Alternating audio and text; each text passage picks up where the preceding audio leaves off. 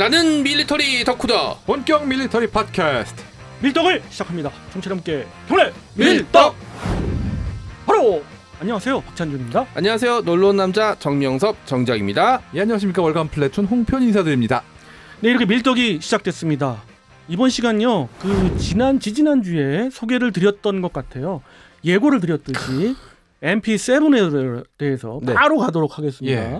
P90이 나오면 MP7, MP7이 나오면 P90. 이 둘이 거의 세트로 거론이 될 수밖에 없는 게 출발점이 같아요. 쉽게 얘기해서 80년대, 90년대 나토에서 요구했던 그 저번 P90 시간에 언급했던 PDW 개인 방어하기 요구 조건에서 출발을 한 거거든요. 다만 출발이 좀 늦었어요. 왜냐면은 FN에 비해서 HK가 90년대 초반부터 중반 사이에 좀 어려움이 많았어요. 막 영국에도 경영권이 넘어갔다가 다시 돌아왔다가 뭐 이런 식으로 해가지고, 그래서 정말 큰 맘 먹고 개발했던 무탄피 소총 G11이 엎어지면서 경영난에 휩싸이고 어쩌고 하면 하여간에 어려움이 많았던 HK가 좀 90년대부터 2000년대 초반에 걸쳐서 개발을 한 게 MP7입니다.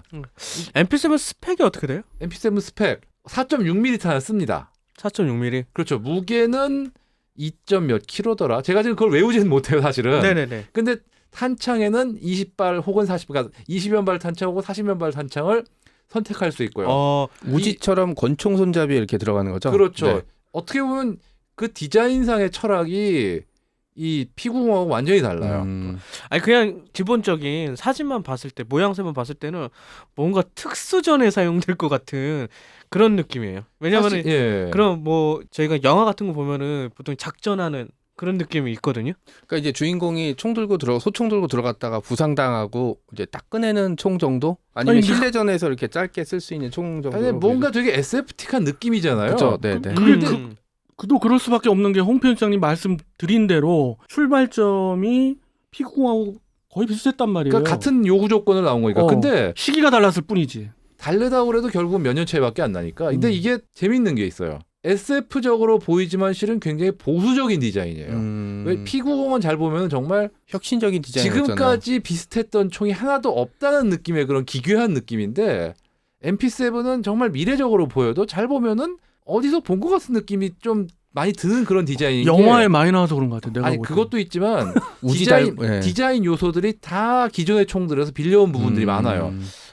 K1도 약간 요런 느낌이긴 하니까. K1 하여간에 일단 기본적으로는 권총 손잡이에 탄창 들어가는 우지라든가 그렇죠. 어떤 우지 때문에 아마 좀 네네. 익숙한가 보다. 그다음에 뭐 장전 손잡이 디자인이라든가 앞에 손잡이 따로 있다든가 하는 디자인 면에서는 또 이 그전에 나왔던 슈타이어의 TMP의 그죠? 디자인 개념을 많이 본받았고요. 아무래도 개머리판도. 개머리판 뽑았다 넣었다는 것도 자사의 MP5의 영향을 많이 받았고, 개머리판 때문에 아마 K1을 생각했던 것 같아요. 그럴 저는 수도 이제. 있죠. 예. 그다음에 또 이 앞에 손잡이에 재밌는 게, 이거 떠올리시는 분들이 있을 수 있어요. 판처 파우스트 3. 그게 왜 그러냐면은 판처 파우스트 3의 그 격발부를 개발한 게 HK예요. 한마디로 판처 파우스트 3 디자인을 했던 놈이 결국은 이것도 만든 그런 격이거든요. 지금은 잘 나가는 HK의 좀 대표적이라고 할 수 있는 MP3를 지금 소개를 해드리고 MP3는 있는데, 저기 음악이고요. MP7을 소개해드리고 있는데 예. MP7에 대해서 좀 계속 이야기를 이어나간다면은 MP7의 장점은 뭘까요? 휴대성이 좋아요. 아. 딱 보면 아시겠지만은 MP7은 P90보다 조금 짧습니다. 아무래도 좀 컴팩트하죠, 조금 더. 그거는 이게 설계 철학의 차이가 있는 게, P90은 약간 크더라도 그냥 꺼내자마자 잡고 견착해서 쏠 수 있는, 아무런 조작도 필요 없는 거의 그 정도, 그러니까 장전 손잡이 상태에서 장전하고 조종간 단발이나 놓고 쏘면 되는 그런 건데, MP7은 약간 좀 보수적인 접근이에요. 쉽게 얘기해서 꺼내서 만약 견착을 하고 싶으면 개머리판을 펴야 돼요. 그렇죠. 그 대신 개머리판을 완전히 접을 수 있게 컴팩트하고, 그러니까 휴대성을 조금 더 중시한 설계인 거예요. 그럼 이 친구는 반동은 좀 어때요? 반동은 되게, 이것도 반동은 작아요. 왜냐면은 이 나토의 요구 조건 자체가 사격 훈련을 덜 받은 사람도 금방 쏠 수 있는, 쉽게 해서 유저 프렌들리를 하다 보니까 반동을 처음부터 굉장히 낮게 설정을 했어요. 그래서 4.6mm를 택한 이유기도 하죠. 그렇죠. 4.6mm 탄이나 5.7mm 탄이나 그 구경의 차이만 있을 뿐이지 전체적인 성능, 퍼포먼스 되게 비슷합니다. 그래서 사실 이게 어떤 탄이라고 특성을 설명할 필요도 없어요. 왜냐하면 앞에 P90에 설명했기 때문에 참 편하죠. 네, 그렇죠. 그러면 뭐 단점도 P90에 나오는 단점이 거의 유사하게 있겠네요. 근데 그 단점들이 P90보다는 조금 덜 중요시 되는 게 왜냐하면 P90에 비해서 컴팩트하니까 뭐 작은데 이 정도면 이라고 퉁치고 넘어가 줄 수 있는 면이 있거든요. 그게 이제 핵심인 것 같아요. 그래서 예. 사실 P90과는 다르게 조금 그렇죠. 더 보급이 좀 괜찮았지 않았나 근데 비교한다면. 그거나 비슷해? P90이나 MP7은 결국은 이 군용 총기 업계에서는 메이저보다 마이너예요. 아무래도. 아니 당연히 마이너죠. 당연히 그리고 마이너인데 P90하고 봤을 때 사용 국가는 어느 국가예요? 지금 독일, 노르웨이, 미국 대량으로 선택한 나라는 많지 않아요. 대량 선택할 수가 없지. 독일군이 PDW 개념으로 좀 사갔고, 근데 워낙 독일군이 축소되면 많지가 않고, 그러니까 돌격소총 개념이 아니기 때문에 노르웨이도 PDW 개념으로 들어갔지만 걔네도 그렇게 많지도 않고 많지 그런 않죠. 식으로 아름아름 조금씩 사간 나라들이 많고. 한국도 있나요? 당연하죠. 있어요. 어디서 사용되나요? 특공대나 뭐 707 이런 데 소량으로 들어왔고, 그다음에 미국 이게 특수전용으로 나름 틈새 시장을 개척한 게 특수전 요원들 중에 실내에 들어와야 되는데 뭐 방패를 든다든가 개를 군견을 핸들링한다든가 이런 식으로 권총을 쓰긴 불안한데 소총 쓰긴 힘든 카빈 쓰긴 힘든 이런 요원들의 어떤 호신용으로 많이 지금 퍼졌어요. 근데 내가 이거 어디서 봤나 했는데 콜 오브 듀티 게임에서 봤네. 아, 그래요? 예. 실제로 네이비실도 그렇죠. 이 빌라덴 사살할 때 내부 루틴이 그게 들어갈 때. 최소한 하나 들어가 있었어요. 그 현장에. 와. 예. MP7 있죠. 네이비실의 그 또 특수의 특수팀 같은 경우는 자기가 원하는 그런 그렇죠. 총기류를 선택을 하니까 네. 거기에 MP7이 들어갈 수 있겠죠. 저는 이제 총기를 보통 이제 게임에서 많이 접하거든요. 대부분 그렇죠. 네, 네. 그리고 MP7의 또 장점이 MP7은 어떤 형태나 이런 게 P90보다는 조금 더 좀 전통적이라고 할까 좀 그런 그렇죠. 느낌이 있다 보니까 어떤 자세 잡고 쏘는 게 상대적으로 좀 편하다고 할 그런 그렇죠. 면이 있고요. 그다음에 결정적으로 액세서리 달 수 있는 어떤 레일이 더 위도 길고 옆에 아래도 많고 즉 다른 어떤 전술용 총기들과 유사한 어떤 확장성을 갖고 있다 이렇게 얘기할 수가 있어요. 앞에도 보니까는 뭐 소음기 정도 이렇게 달더라고요. 뭐 소음기는 당연히 다는데 P90에 비해서 또 소음기 달았을 때 퍼포먼스가 좀 더 좋다는 얘기가 있어요. 왜냐하면 구경이 작기 때문에 그 어쩐지 좀 근데 확실히 다니까 간지가 좀 더 있어 간지는 보여요. 나죠. 그리고 소음기 달아서 워낙 기본의 어떤 기본 길이가 짧기 때문에 소음기를 달았을 때 휴대성도 P90보다 좋고요. 그러니까 많은 사람들이 이제 P90 나오고 MP7 나오고 나니까 P90을 대체하는 거 아니냐라는 식의 이제 생각들을 많이 하는데 그런 개념은 아니라고 봐야 되겠네요. 대체까지는 아니지만 P90이 들어갔을지도 모를 마켓을 MP7이 좀 잡아먹으면 어느 정도 있죠. 아무래도 그 굳이 이제 비교를 한다면 P90보다는 좀 더 보급이 조금 더 많이 된 것 같아요. MP7이. 생산량은 뭐 50% 욕을 겁니다. 그렇지만은 지금까지도 운영하는 걸 봤을 때는 P90도 물론 운영을 하지만은 그 좀 어떻게 면에 봤을 때는 저는 MP7에 좀 우위다. 그 부분에 있어서는. 근데 그렇게 볼수 MP7도 문제는 있어요. 있죠.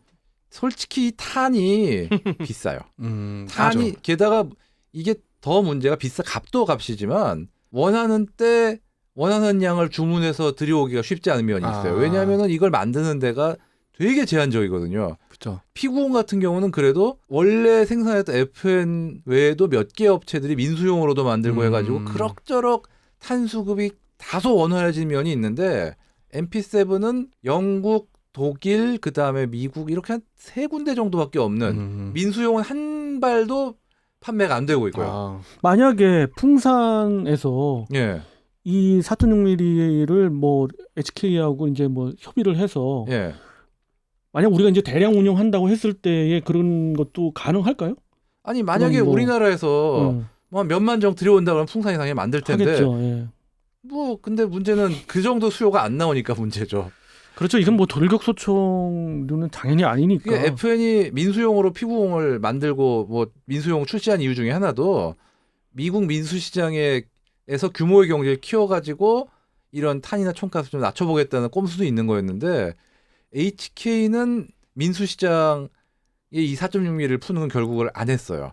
그러다 보니까 이 탄 수급이 어려운데 실제로 국내에서도 MP7 좋다고 들여왔다가 탄 없어서 훈련이 조기에 종료돼가지고 한동안 못했다 이런 얘기를 많이 들었어요. 그래서 그것이 뭐 이제 보도상으로는 부품 수급이 원활치 않다 이런 멘트로 해서 나오긴 하더라고요. 부품 수급 원활치 않은 것도 맞고요, 사실은. 네. 그러면 이제 좀 더 넓혀 나가가지고 봤을 예. 때 우리 입장에서 특수부대들 우리도 소요는 있는데 우리가 이제 당연히 차기 특수부대용의 그 소총을 2개 회사에 이제 압축되는 이제 그 경쟁을 통해서 선정은 했었죠. 그때 다산기공으로 선정을 했었잖아요. 그렇죠. 근데 그게 이제 중단이 됐다. 예. 그런 얘기도 있는데 그 부분에 대해서 혹시 아시는 거 있으세요? 중단은 됐는데 앞으로 어떻게 할지에 대해서는 정말 다들 대혼란인 것 같아요. 지금 그래요, 왜냐하면 맞아요. 이거를 다산기공의 어떤 군납 자격을 그렇죠. 박탈해 버린다. 그리고 아예 못 들어오게 한다. 문제는 그래 버리면 이미 계획 잡힌 어떤 나쁜 계획 완전히 망해 버리는 거고 그렇다고 아무 제재도 없이 그냥 잘못한 건 한 거고 하는 건 사는 거다 이런 식으로 그냥 아무 일도 없었던 거지 살 수도 없고 그래서 굉장히 고민이 많은 것 같더라고요. 혹시 모르는 분들을 위해서 제가 말씀드려 보면은 다산기공이 문제가 좀 있었습니다. 그 군납 비리가 좀 있었는데요. 그런 어떤 기본적인 우리가 아는 그런 군납 비리가 아니라 그 기밀 사항들이 유출이 됐다는 얘기예요. 그래가지고 문제가 좀 됐습니다. 그래서 관련 그 사업을 중단한 상황인데 이게 마냥 또 중단할 수도 없잖아요. 근데 예. 여기에 또 이제 상대 회사 S&T 모티브죠. 그렇죠. S&T 모티브에서 다산기공의 장점이었던 어떤 공정 기술에 관련된 기계를 들여왔어요. 그렇었죠. 예. 그렇기 때문에 이제는 지난번 그 전시회 때도 계속 S&T 모티브가 전시를 하고 있는 그 총기들을 보았을 때 난 이거 왜 얘들이 분명 졌는데 왜 자꾸 이렇게 전시를 하나 했는데 이제 그런 의미가 있는 거예요. 차기를 또 노리는 거고 향후에는 좀 안개구름이고 알 수 없는 상황이긴 한데 그렇죠. 그런 식이 좀 됐다는 거를 MP7을 통해서 잠깐 또 소개를 한번 드려봤습니다. 예, 일단 얘기하는 게 원래대로면은 이 A형, B형 해가지고 맞아요. 하나는 천정을 구매 사업으로 맞아요. 가고 네. 나머지는 국내 생산으로 하는 이런 맞아요. 거예요. 결국은 둘 다 국내에서 하는 걸로 했잖아요. 그렇죠. 그중 하나는 구매 사업은 원래 의도대로 천정을 빨리 외제라도 사자 그런 얘기도 있긴 있어요. 근데 그거에 대해서도 아직까지 확답이 안 나온 상태라 정말 오리무중이 뭔지를 진정하게 보여주고 있습니다. 현재. 그렇습니다. 그 공수 특전 여단 5개 여단 중에서 1개 여단을 위해서 일단 소요가 급한데 그러니까요. 지금 상황에서 이런 그 중단 사태도 좀 이야기가 되는 것 같아요. MP7이 활약했던 좀 유명한 작전이 있나요? 있죠.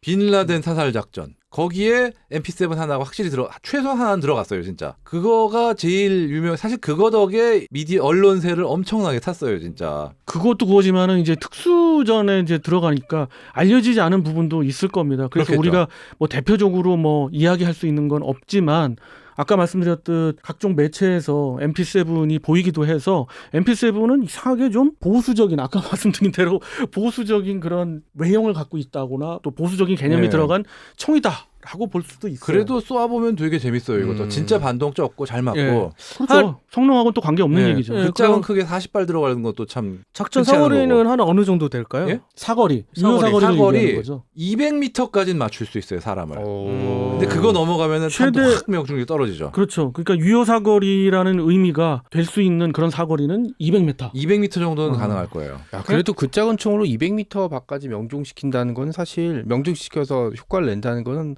쉬운 문제가 아닌 것 쉬운 건 같긴 아니죠. 해요. 네. 확실히 그냥 특수전 맞네요. 네, 그렇죠? 네. 그 실내 이제 딱 저도 봤을 때 용도가 이제 얘기한 대로 한 손에 방패, 이제는 강아지 이제 개를 들고 간 핸들러 예. 할 때 한 손으로 써야 되는데 권총은 진짜 위험하고요. 왜냐면 네. 상대방이 권총을 들진 않았을 테니까. 실제로 네. LA 경찰에 그 흔히 얘기 스와트는 아니지만 메트로 디비전이라고 나름 일종의 특수부라고 할 수 있는 그 부서의 그 경찰기관 그 K9 핸들러가 MP7을 써요.